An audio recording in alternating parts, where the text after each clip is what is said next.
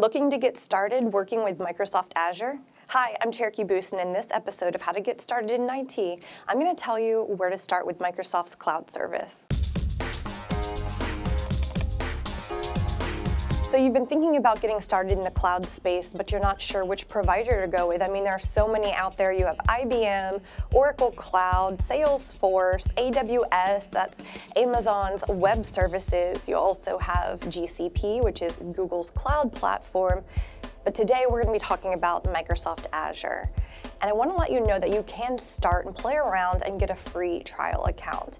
If you head to azure.microsoft.com or portal.azure.com, then you can go and set up an account. And it's really cool because by doing so, you'll get a couple of things. You'll have access to the Azure platform for 1 year. They will also give you a $200 credit to spend during the first 30 days that you sign up for. And then afterwards, you can use, they have at least 25 different services that are always free, and you'll have access to for the remaining portion of your trial subscription, if you will. You may be wondering who is eligible to sign up for this free account, and as long as you're a new customer and you've never signed up with Azure before, then you're good to go, so you'll be eligible. Now, you may be thinking, what do I need to sign up for a free account? Number one, you'll need a telephone number, you'll need a credit card. They're not gonna charge anything to your credit card, but you may see a $1 verification hold placed on there, and that's simply for authentication, and that's gonna be removed in a few days. So just be aware of that. And then lastly, you'll need either a GitHub account or a Microsoft account username. And that used to be called a Windows Live ID. So those are the things you'll need to get your account set up. And then just remember, like I said, at the end of those 30 days, you can continue to use those free products that I mentioned, but you also have the option to upgrade your account to what is called a pay-as-you-go pricing model. Upgrade. There are 9,726 listings for upgrade.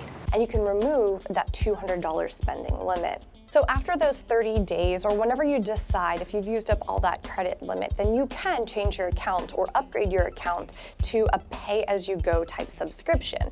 That's probably going to be the most common type, especially if you're just getting started with Azure. It's more of like a B2C type relationship you can have there. Larger organizations may have something else, something called an enterprise agreement, a cloud solution provider, or Azure sponsorship customers. And those are for larger enterprises. So we won't spend too much time on that. And you can even work with a Microsoft representative and they can increase spending limits based on your organization's needs. But if you're just getting started and playing around, you shouldn't have to worry about that too much. And you might be wondering, well, what happens to those products if I decide not to upgrade after I have, met my 30-day mark? So once that happens, if you have resources that are already provisioned in your Azure environment, those resources will be deallocated, and then you'll have 30 days to decide if you want to come back and up that to a pay-as-you-go subscription. So just be aware of that. They're not going to charge you without your permission, although they have your credit card on file. They will notify you, and then you will need to be the one responsible for making that decision. So how do you know how much of the $200 that you've already used or not? That's going to be key on looking at pacing, and especially if you're studying for an exam. So there are a couple different ways you can do that. Number one, right there in the Azure portal, there will be an indication in the top on your management portal page. So you'll see how much of that remaining credit you have left. And there are also ways that you can implement preventative measures to prevent unexpected billing charges with Azure Billing. Inside of the Azure portal, there's an entire section, a cost management section. But even before you get started there, I would encourage you to spend some time looking at a tool that Microsoft has created, the Azure Pricing Calculator. And this is great because it helps really define and help forecast what you'll be spending based on individual resources and customizations such as locations and regions, because the price will fluctuate slightly depending on where you are in the world. There's also an Azure price sheet. You can also log straight into the portal and look at the different resources and identify those SKUs and the cost there as well.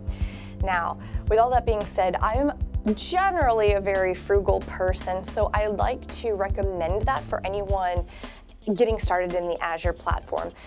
Most services are going to be billed based on, I don't even want to say most, but a lot of services are going to be billed based on leaving them on, okay? So there are also options that you'd never want to over allocate inside of your environment. So let's go ahead and start with that over allocation. If I have the ability to use local redundant disks versus geo-replication and have multiple copies of my data, and I'm just practicing in a lab environment, wouldn't it make more sense just to have one copy so I'm not paying for multiples, right? So things like that.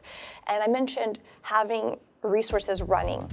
I will say this, when it comes to virtual machines, if you go to your Windows Start menu and shut down the machine, that is not the same as deallocating your machine. So from Azure's perspective, when you shut down that machine, they're still billing you. You will need to deallocate that. And one really cool feature that Azure has is the ability to enable auto shutdowns for virtual machines.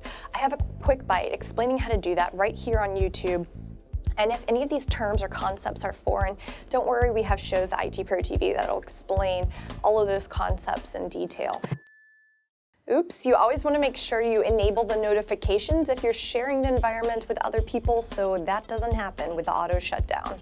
If you get to a situation where you're just like, I don't know where to start, don't worry, because Azure actually has built-in Azure Advisor recommendations, and there are different categories that will advise you on things like security and so forth, but you're really wanting to look at those budgeting, cost management, the portion inside of Azure Advisor, and it'll give you alerts and let you know, like, hey, this is what you need to do to reduce spending in your environment.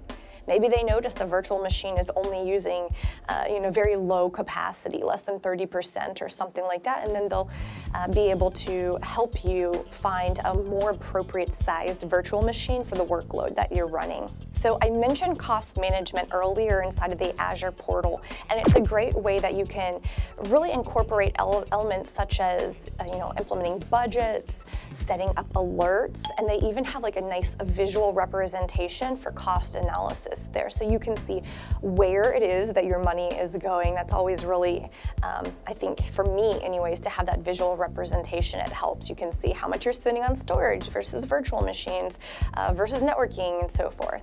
You can also use that cost analysis feature to help you anticipate how much you're going to be spending, looking at that runway for those 30 days, or even the duration of your study time that you've given yourself there. So just be aware of that.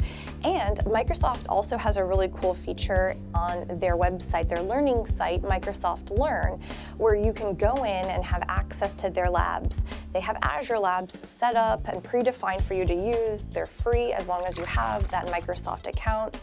Just be aware, although they have step-by-step directions that you can follow, there may be situations where you want to stray a little bit and experiment and try something new and different, and that's fine because it's just a lab environment and you're not going to break anything there. So I would definitely recommend go for it, have fun.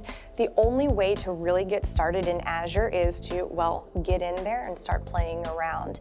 And we also have shows, like I mentioned before, and Adam and I are about to be starting, depending on when you're watching this video, for the AZ500 Azure Security Series if you're studying for an exam.